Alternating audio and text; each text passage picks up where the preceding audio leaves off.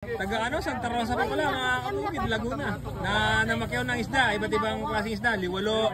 Natapatan po nila yung isda ditong liwalo. Dati madalang lang to, dati wala namang isda eh.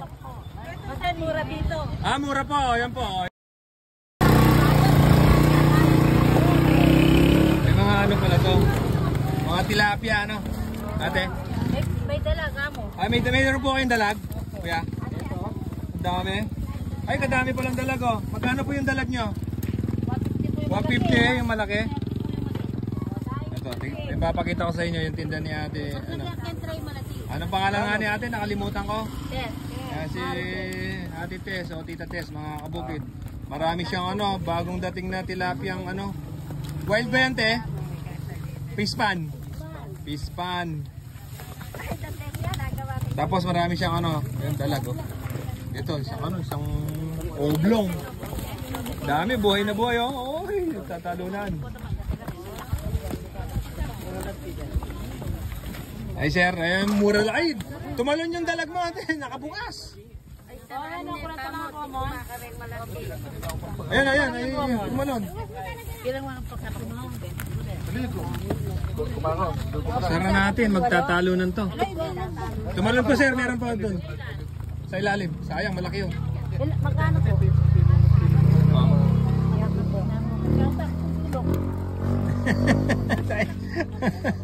Ito ba, ulit ko, dito tayo sa ano, mga kabukid.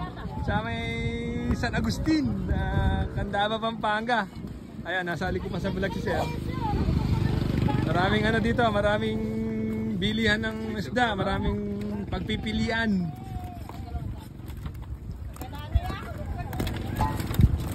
Kay Tita Tess, marami. Ay, meron ka pala ano ngayon? Liwalo. Tita Tess, magkano yung liwalo mo, Tita Tess? 180 na lang. 180?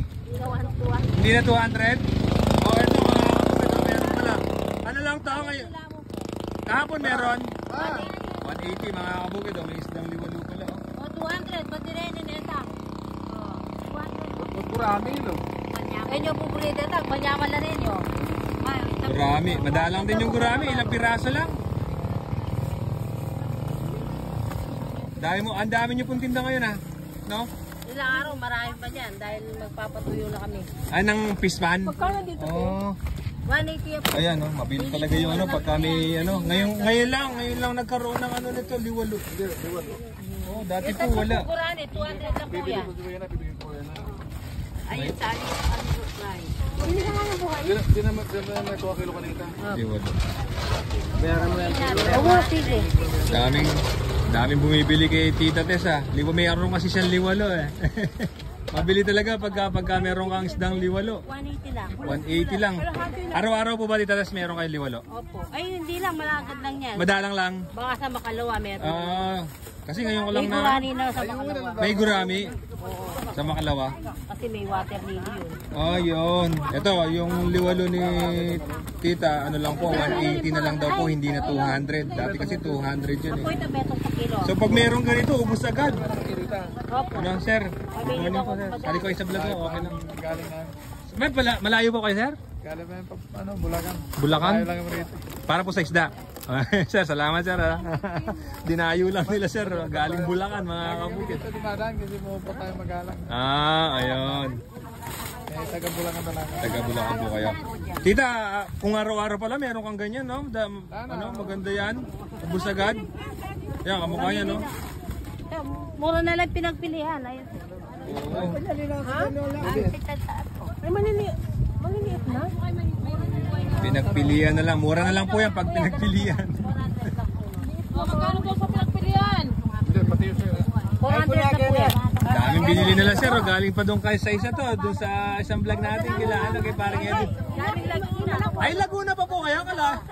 Kalayo nyo pa po. Taga ano, Santa Rosa pa pala, mga kabukid, Laguna.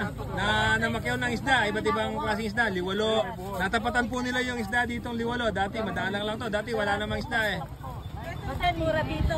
Mura po, yan po. Yan, si ate po yung nagpapatunay, mura mga kabukid. Tapos marami pong pagpipilian ano.